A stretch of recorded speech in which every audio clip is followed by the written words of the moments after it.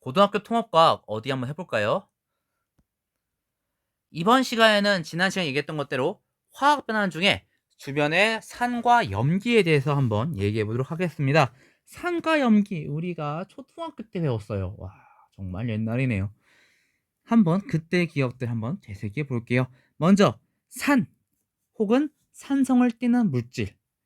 푸른색 리트머스를 붉은색으로 만들었습니다. 전류가 통하고요. 마그네슘과 반응하게 되면 수소가 만들어지고 탄산칼슘과 반응하면 이산화탄소가 만들어졌어요.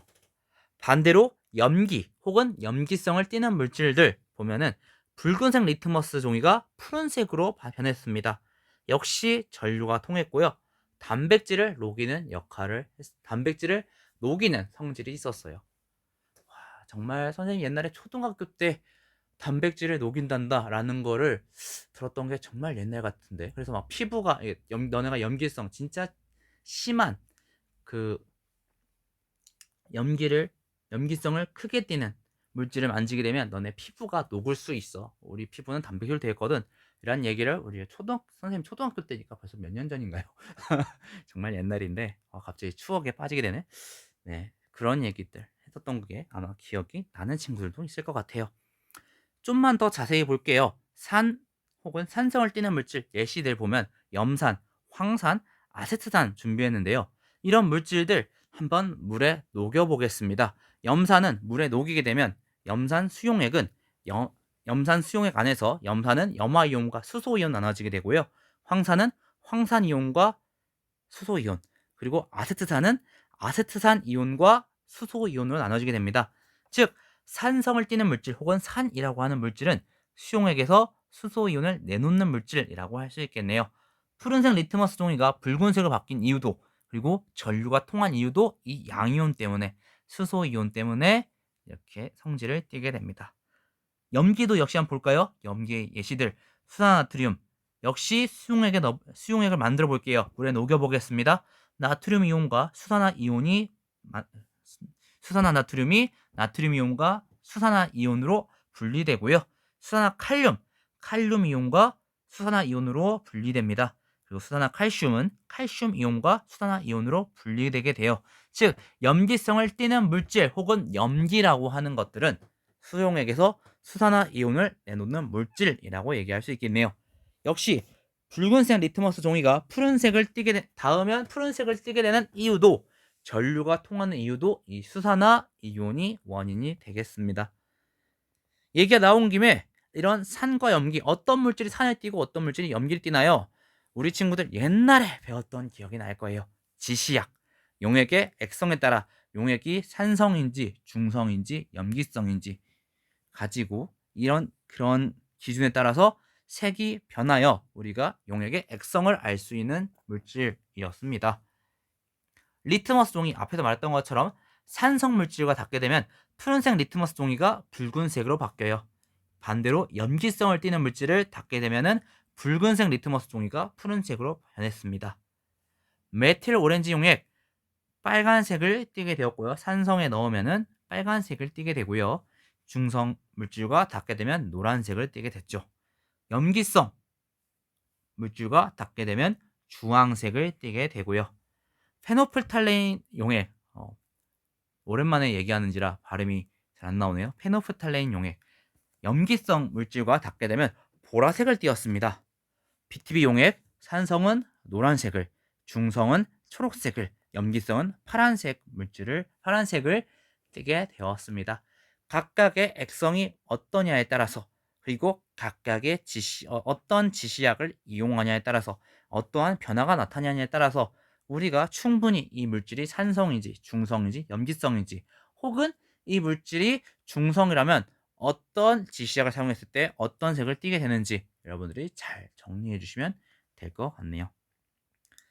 이런 산과 염기, 아까 말했다시피 산은 수소이온을 내놨고요. 염기는 수산화이온이죠. 수산화이온을 냈는데, 이러한 산과 염기가 반응하게 되면 어떻게 될까요?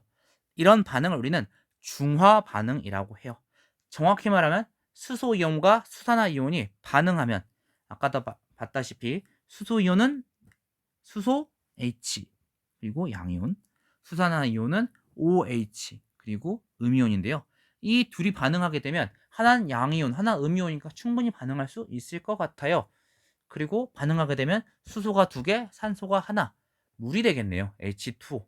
산과 염기가 반응하여 각각의 산과 염기가 내놓는 이온들이 반응하여 물이 생성되는 반응, 우리가 이걸 중화 반응이라고 해요. 먼저 준비한 거는 이게 염산이죠. 네, 염산. 갑자기 헷갈리기 시작했어요. 네, 염산. 염산은 아까도 봤다시피 염화이온과 산소, 수소이온, 염화이온과 수소이온이 이온으로 분리가 되었고요. 수산화 나트륨 같은 경우에는 나트륨 이온과 수산화 이온으로 분리가 되는데, 그럼 이 둘이 반응하게 되면 어떻게 될까요? 염산 이온에서 나온 수소 이온이, 염산에 나온 수소 이온이 수산화 나트륨에서 나온 수산화 이온과 결합하여 한쪽은 물이 되겠고요. 그럼 나머지 이온들이 있잖아요. 염산 같은 경우는 염화 이온이 있고 수산화 나트륨은 나트륨 이온이 있죠. 얘도 역시 반응을 합니다. 염이 되는데요. 중화 반응에서 산 같은 경우에는 산이 내놓는 양이온은 수소 이온이지만 나머지 음이온이 하나 더 있잖아요. 그리고 염기 같은 경우에는 음이온인 수산화 이온을 내놓고 나머지 양이온, 산의 음이온과 염기의 양이온이 만나서 생성된 물질, 우리가 이걸 염이라고 얘기합니다. 중화 반응에서 산과 염기가 반응하여서 한쪽에서는 산이 내놓은 양이온과 정확히 말하면 양이온인 수소이온과 염기가 내놓은 음이온인 수산화이온이 반응하여 물이 생성되고요. 한쪽에서는 산이 내놓은 음이온과 염기가 내놓은 양이온이 반응하여 염이 만들어지는 거죠. 또한 이런 중화 반응이 일어날 때는 열이 또 발생합니다. 이러한 열을 우리가 중화열이라고 하는데요. 반응한 수소이온과 수산화이온 수가 많을수록 열은 더 많이 발생합니다. 그러겠죠. 중화 반응이 더 많이 일어나니까. 옆에 그래프를 준비했는데요. 먼저는 염산을 2ml, 4ml, 6ml, 8ml, 10ml 준비했고요. 또 한쪽에는 거기다가 수산화 나트륨을 10ml, 8ml, 6ml, 4ml, 2ml 각각 반응시켜 봤어요. 염산 2ml랑 수산화 나트륨 10ml 반응되는 건 2ml씩밖에 반응하지 않겠죠. 우리가 옛날에 또 중학교 3학년 때 화학 변화 얘기하면서 물질에는 또 일정 성분비의 법칙 얘기하면서 모든 우리가 한 물질에다 다른 물질을 다 떼어 넣는다고 해도 모든 물질이 다 반응하는 건 아니었어요. 딱 반응하는 양이 정해져 있었습니다. 즉 이런 경우에는 염산이 2ml니까 수산나트륨도 2ml 반응하겠죠. 그 다음에는 4ml, 8ml 딱 4ml씩 반응하겠네요. 6ml씩 반응하겠고요. 그 다음부터는 염산이 더 많아요. 수산나트륨은 4ml밖에 없는데 염산은 8ml 각각 4ml씩만 반응하겠네요. 그리고 그 다음에는 염산 10ml, 수산나트륨 2ml 각각 2ml씩만 반응하겠네요. 반응이 가장 많이 일어난 중화 반응이 가장 많이 일어나는 거는 둘 다 6ml씩 있을 때가 되겠네요. 그래서 중화열은 전체 양은 다 12ml씩이지만 중화열은 그렇죠.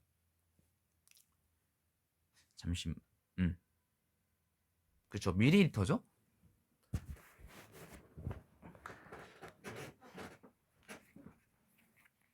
제가 이거를 또 갑자기 우리 친구들 그램인지 단위가 밀리리터인지 밀리리터 맞네요. 순간적으로 밀리리터로 알고 있었는데 갑자기 당황하게 되었어요. 네.